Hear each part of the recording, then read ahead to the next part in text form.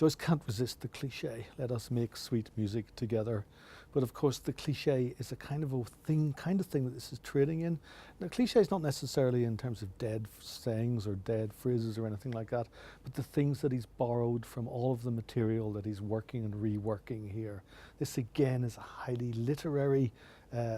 lyric, a lyric which is just saturated through all kinds of antique songs, or whatever it is the poets have been singing in the back, because that has been taking over from the sense of the feeling which has been going on in here. The rogue in the red and yellow dress is the jester, and the jester, the figure of the jester, returns as indeed the jester had been there before with the bright cap and streamers in one of the earlier sequences. The villanelle and roundelay, whenever they come in, these again are the old poetic forms which he has been writing or attempting to reanimate throughout this sequence, all of these forms of medieval and Renaissance English verse. The villanelle, of course, is also the type of poem that Stephen Dedalus had written in the one poem that he writes in Portrait of the Artist as a Young Man, and that of course had been associated with his waking up out of a dream or a morning poem.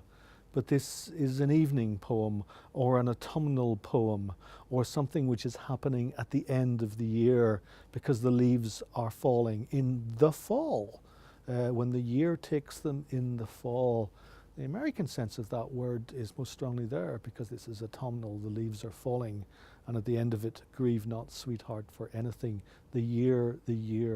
is gathering a beautiful sense of everything being brought together again, at the end of the year, but of course it is a gathering before death, or indeed the gathering which may indeed be that of the funeral or of the wake, or something which is happening at the end of things, because this poem from this brown land, no longer a green land, no longer a green wood, but the thing that's happening in this brown autumnal land is at the end of life itself.